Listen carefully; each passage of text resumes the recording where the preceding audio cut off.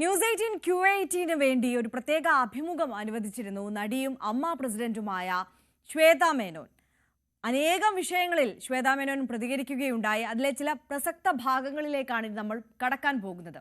കാമസൂത്രയുടെ പരസ്യം അഭിമാനപൂർവ്വമാണ് ചെയ്തതെന്നും ഒരിക്കലും അതിൽ പശ്ചാത്താപമില്ലെന്നും അമ്മ പ്രസിഡന്റ് കൂടിയായ നടി ശ്വേത മേനോൻ പ്രതികരിച്ചു.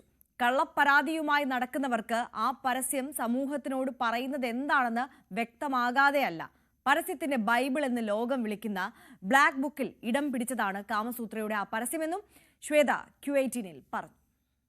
കാമസൂത്രയുടെ പരസ്യം അത് ഈ പരാതി വന്നുകൊണ്ടാണ്. അതൊരു ബോൾഡ് സ്റ്റേറ്റ്മെന്റ് ആയിരുന്നു എന്നിട്ട്. പക്ഷെ ഈ പരാതി പറയുന്ന ആൾക്കാരും ഗ്ലാഡ്രാക്സിന്റെ ആദ്യത്തെ സൂപ്പർ മോഡൽ ആയിരുന്നു. അപ്പോൾ അതൊക്കെ പറയണം. പക്ഷെ may be they don't know. അപ്പം അല്ല അങ്ങനത്തെ ഒരു വളരെ ബോൾഡ് ആയിട്ട് കൂടി അന്ന് മോഡലിംഗ് ആൾക്കാർ ചെയ്തുകൊണ്ടിരിക്കുന്ന ഒരു സമയത്ത് ആ ഒരു എക്സ്പീരിയൻസ് കൂടെ ഉണ്ടായിരുന്നു. കാമസൂത്ര എന്ന് പറഞ്ഞാൽ അന്ന്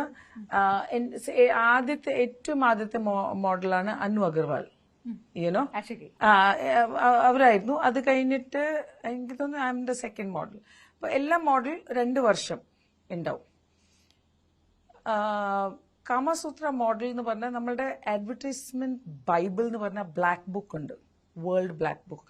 എന്റെ കാമസൂത്ര മോഡൽ ആ ഒരു ad had gone to the bible of advertisement black book. So it was a big അംഗീകാരം. അത് ഇവിടെ ആർക്കും മനസ്സിലാവില്ല. Because it was such a very aesthetically നമ്മൾ പോലെ ഭയങ്കര ക്ലാസി ഷൂട്ട് ചെയ്ത ഒരു ആഡാണ്. അല്ലാതെ ഇവർ വിചാരിക്കുന്ന പോലെ ഒന്നല്ല. It's A very ക്ലാസി. Top photographer, top costumer, top makeup artist, അങ്ങനെ ഫുൾ ബോഡി മേക്കപ്പ്. ഒരു ഷോട്ട് അല്ലെ 4-5 ഷോട്ട് എടുക്കാൻ വേണ്ടിയിട്ട് ചിലപ്പോൾ 4, ബിക്കോസ് ഫുൾ ബോഡി പെയിന്റ് നടക്കണം. അങ്ങനെയൊക്കെ ഭയങ്കര കുറെ ഇതുണ്ടായിരുന്നു. So I was very proud. പക്ഷെ I was the only model who was repeated. 2 വർഷം ഞാൻ ഒരു മോഡൽ ഇന്ദ്രസുധന്റെ കൂടെ ചെയ്തു. അത് കഴിഞ്ഞ് 2 വർഷം ഞാൻ ഷാവർ അലീന്റെ കൂടെ ചെയ്തു. So I M the only model who did for 4 years. So I was very happy. I would repeat either. So I've been very lucky, Aparna. എനിക്ക് അതാ ഞാൻ പറഞ്ഞത്, എനിക്ക് ഒരുപാട് ആൾക്കാരെ കാണാൻ പറ്റി, ഒരുപാട് കാര്യങ്ങൾ പഠിക്കാൻ പറ്റി, ഒരുപാട് കാര്യങ്ങൾ നമ്മൾ എക്സ്പോഷർ എന്ന് പറഞ്ഞ സാധനം എല്ലാവർക്കും കിട്ടാറില്ല. ആ എക്സ്പോഷറിന് നന്നായിട്ട് കൈകാര്യം എങ്ങനെ ചെയ്യണം അത് എനിക്ക് പഠിപ്പിച്ച സാധനം എൻ്റെ എക്സ്പോഷർ തന്നെയാണ്. അത് കാമസൂത്രയുടെ ഒരു ആഡിന് റിപ്പീറ്റ് ചെയ്തു പോലും എത്ര പ്രൗഡായിട്ട് പറയുമ്പോൾ ഇതിന് അഗെയിൻസ്റ്റ് ആണ് ഈ പരാതി വന്നതെന്നുള്ളതാണ് രസം. അന്ന് മലയാള സിനിമയായിട്ട് അങ്ങനെ കണക്ഷൻ ഇല്ലാത്തതുകൊണ്ട് ഇവിടെ നിന്ന് വലിയ ഇതൊന്നും ഉണ്ടായില്ല എന്ന് തോന്നുന്നു. ഒരു മലയാളി ചെയ്തു ഇതുപോലെ ഇല്ലാത്തതുകൊണ്ട്. പക്ഷെ അന്നും ചെറിയ പ്രൊട്ടസ്റ്റും ചെറിയ പ്രതിഷേധങ്ങളും ഒക്കെ ഉണ്ടായപ്പം അച്ഛൻ മിലിറ്ററി പേഴ്സൺ അച്ഛൻ എന്ന് പറഞ്ഞത് അവളൊരു വലിയ കോഴ്സിന് വേണ്ടിയിട്ടാണ്. അച്ഛൻ അങ്ങനെയല്ല. അച്ഛൻ പറഞ്ഞത് കുറെ ഇങ്ങനെ മീഡിയാസ് വരുന്നുണ്ടായിരുന്നു, ഒരു മലയാളി പെൺകുട്ടിയാണ്, എങ്ങനെ നിങ്ങളെല്ലാം ചെയ്തു, നിങ്ങൾക്ക് അറിയോ നിങ്ങളുടെ മോള് എന്നൊക്കെ പറഞ്ഞപ്പോ അച്ഛൻ പറഞ്ഞു ഇറ്റ്സ് ഓക്കെ, അവള് ഒരു കോഴ്സാണ്, അവള് she's just saying have A safe sex. Government വരെ പറയുന്നുണ്ട്. കോണ്ടം മെഷീൻസ് വെച്ച കൺട്രീസ് ആണ്. ഇന്നല്ല, ഞാൻ ചെറിയ കുട്ടിയാകുമ്പോ കേട്ടോ. സോ അന്ന് that was not condom, Nirodh. അങ്ങനത്തെ മെഷീൻസ് ഗവൺമെന്റ് പറയുന്ന. It's a good cause. She's just saying that. എന്ത് പറയും, എന്ത് എക്സ്പ്ലനേഷൻ? ഞാൻ എന്റെ ജോലിന്റെ ഒരു കാര്യം ചെയ്യുന്നത്. നമ്മൾ ഒരുപാട് ഇപ്പൊ സിനിമയിൽ എന്ന് പറഞ്ഞാൽ ഒരുപാട് കഥാപാത്രങ്ങളുണ്ട്. But as a model I can only sell products. അങ്ങനെ പേഴ്സണൽ വിഷയങ്ങളിലും പ്രൊഫഷണൽ വിഷയങ്ങളിലും ഒക്കെ അമ്മ പ്രസിഡന്റ് കൂടിയായി ഇപ്പോൾ തെരഞ്ഞെടുക്കപ്പെട്ട നടി ശ്വേത മേനോൻ Q18 വിശദമായി സംസാരിച്ചിട്ടുണ്ട്. Q18 പൂർണ്ണരൂപം പ്രേക്ഷകർക്ക് ന്യൂസ് 18 കേരളത്തിൽ ഉടൻ കാണാൻ സാധിക്കും. ഇനി നമ്മൾ മറ്റു വാർത്തകളിലേക്ക് കടന്നാൽ, കഴിഞ്ഞ ദിവസം ന്യൂസ് 18 ചർച്ച ചെയ്തൊരു വിഷയമാണ് ഈ കേരളം അടക്കമുള്ള സംസ്ഥാനങ്ങളിൽ ജോലി ചെയ്യുന്നവരെ തിരികെ വിളിക്കാനുള്ള ബംഗാൾ സർക്കാരിന്റെ നീക്കത്തെക്കുറിച്ച്. അപ്പോൾ അതുമായി ബന്ധപ്പെട്ട ഒരു തുടർ റിപ്പോർട്ടിലേക്കാണ് നമ്മൾ കടക്കുന്നത്. ഈ നീക്കം നടപ്പായാൽ സംസ്ഥാനത്തെ കാത്തിരിക്കുന്നത് ഗുരുതരമായ പ്രതിസന്ധിയാണ് എന്നുള്ളത് നമ്മൾ എടുത്തു പറയേണ്ട ആവശ്യമില്ല. കാരണം അതിഥി തൊഴിലാളികൾ, ഇതര സംസ്ഥാന തൊഴിലാളികൾ ഇന്ന് കേരളത്തിലെ ഓരോ ആളുകളുടെയും നിത്യജീവിതത്തിന്റെ ഭാഗം കൂടി ആയിരിക്കുകയാണല്ലോ. അതിഥി തൊഴിലാളികൾ നിർണായകമായ സംസ്ഥാനത്തെ പല മേഖലകളിലും പ്രവർത്തിക്കുന്നുണ്ട്. അപ്പോൾ അവർ ഇത്തരത്തിൽ കൂട്ടത്തോടെ മടങ്ങിപ്പോയാൽ ഈ പല മേഖലകളും സ്തംഭിക്കുന്ന അവസ്ഥയിലേക്ക് കാര്യങ്ങൾ എത്തി നിൽക്കും എന്നതാണ് സാഹചര്യം. മമതാ ബാനർജിയുടെ പ്രഖ്യാപനത്തിൽ വിശ്വാസമില്ലെന്നാണ് ഇപ്പോൾ ബംഗാളികൾ ഈ വിഷയത്തോട് പ്രതികരിക്കുന്നത്. കേരളത്തിൽ ലഭിക്കുന്ന കൂലിയും അവസരങ്ങളും പശ്ചിമ ബംഗാളിൽ ലഭിക്കില്ലെന്ന് ഉറപ്പാണ്. കേരളത്തിൽ തങ്ങൾക്ക് സന്തോഷമാണെന്നും പെരുമ്പാവൂരിൽ ജോലി ചെയ്യുന്ന ബംഗാളികൾ പറയുന്നു. കാണാം പ്രതികരണം. മമതാ ബാനർജി ഈ ഓഫർ മുന്നോട്ട് വെച്ചപ്പോൾ ചങ്കെടുപ്പ് കൂടിയത് മലയാളികളുടെ കൂടെയാണ്.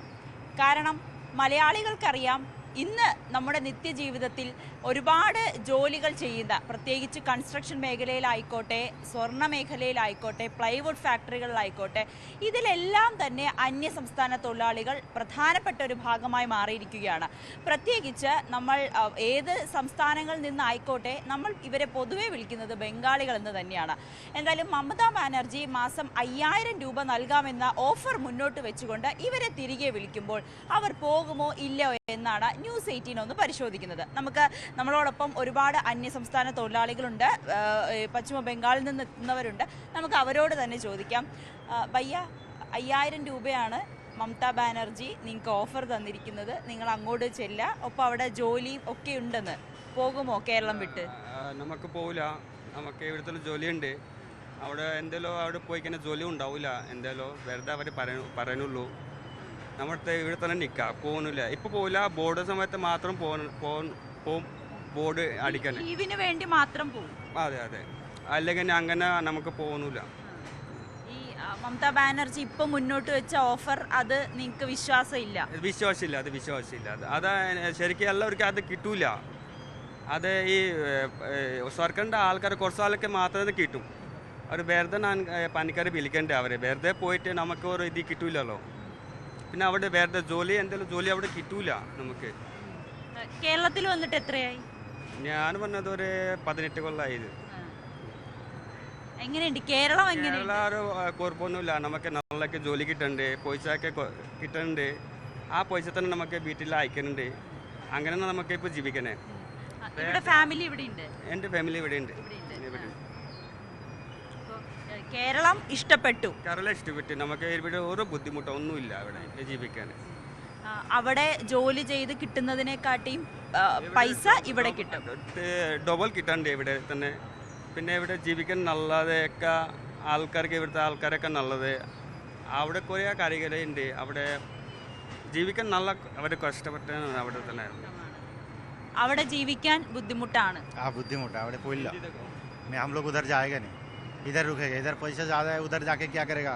उधर हम लोग को ममता बनर्जी 5000 देगा, बाद में मिलेगा नहीं, कोई गारंटी नहीं है. जब ज़्यादा प्रॉब्लम होगा तब जाने के लिए होगा, तब अभी जाएगा नहीं, उधर नहीं जाएगा. ഇവിടെ കേരളത്തിൽ വന്നിട്ട് എത്രയായി? 18 വർഷമാവും. ഫാമിലി എല്ലാം ഇവിടെ? ഫാമിലി എവിടെ ഇല്ല, ഫാമിലി വീട്ടിലുണ്ട്. അപ്പോൾ പൈസ അങ്ങോട്ടേക്ക് അയച്ചു കൊടുക്കും. പൈസ അയച്ചു കൊടുക്കും. ഇടയ്ക്ക് ലീവിനാണ് പോകുന്നത്. എത്ര നാളത്തേക്കായിരിക്കും ലീവിനൊക്കെ പോകുന്നത്? ലീവ് ഇപ്പോൾ ഇത്ര 2 മാസം, ഇവിടെ 6 മാസം 7 മാസം, പിന്നെ അവിടെ പോകും, പിന്നെ 2 മാസം നിൽക്കും, പിന്നെ തിരിച്ചിട്ട് വരും. അങ്ങനെയാണ് പോയി വരുന്നത്.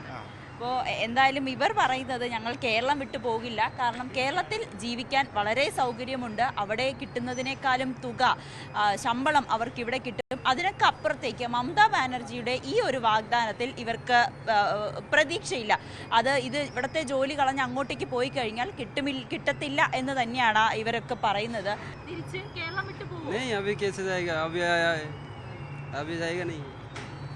अभी वो कम करने का है, घर में पैसे देने का है, पैसा का ज़रूरत है. अभी कैसे जाएगा?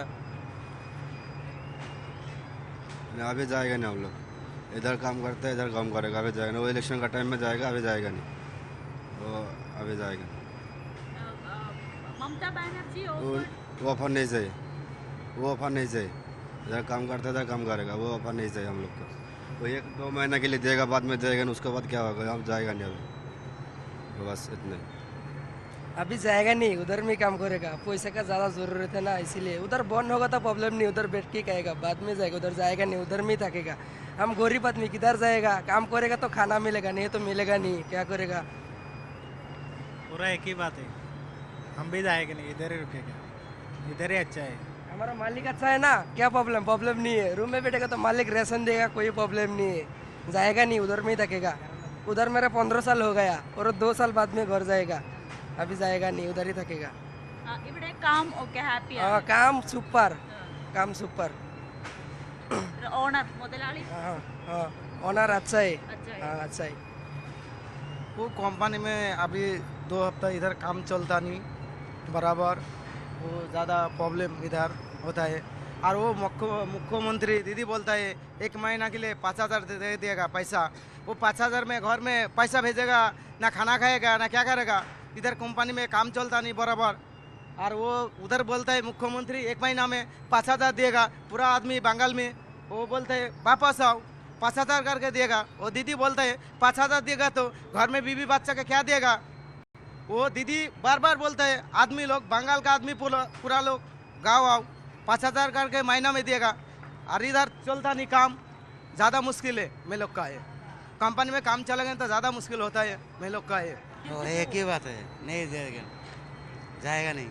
इधर रुकेगा तो पैसा ज़्यादा मिलेगा ना, उधर जाके क्या फ़ायदा है, कुछ फ़ायदा ही नहीं है। इधर से काम करेगा, पैसा भेजेगा, बच्चा लोग खाएगा, बीवी खाएगा, पूरा अच्छा है, घर बड़ी बनाएगा।